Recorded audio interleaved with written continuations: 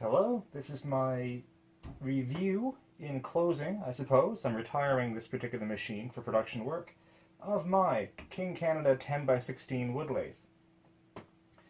It is a half horsepower, 120 volt VDC, 6 amps, running at 1720 RPM at the motor.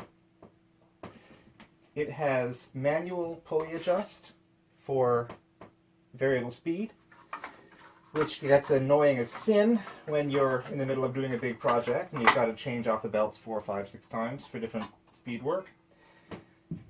The overall weight is not inconsiderable, but it's still relatively mobile. The biggest upset I have with this particular machine is the banjo is troublesome.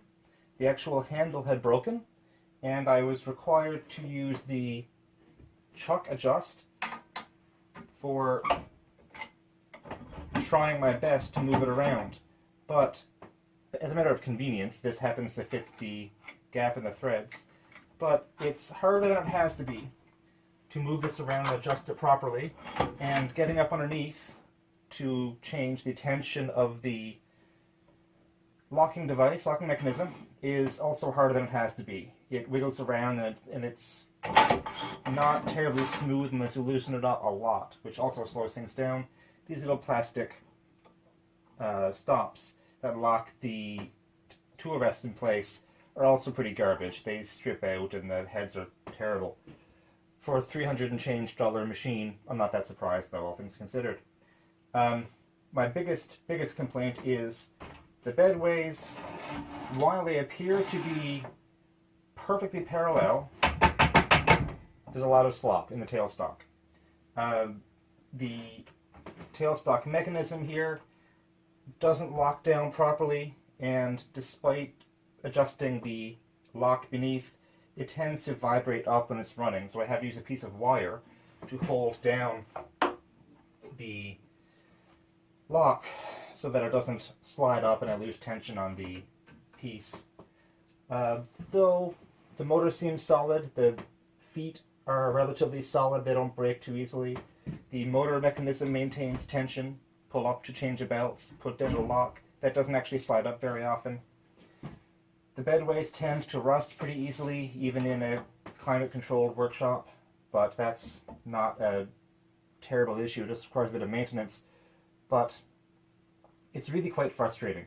There's no reverse, no computer-controlled variable speed. There's no indexing option of any kind for the headstock.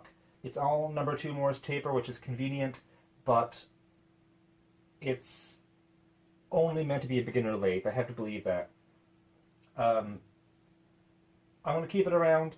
I intend to teach classes at some point, so my expectation is that I'll be using this as a student lathe, teach them to loathe the manual pulley adjust and other such features, and I'm hoping that my new toy, the King Canada 12x18 computer-controlled variable speed, will be a much better toy. I do recommend this for people who want to drop $300-400 Canadian on a lathe.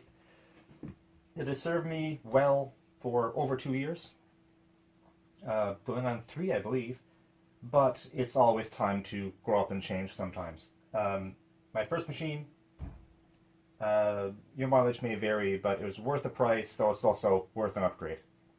If you wanted to help sponsor my videos, check out Patreon. If you wanted to keep in touch with Twitter or Facebook, you can also check out photos of us on Instagram, visit our website, check out our YouTube recommendations for this week.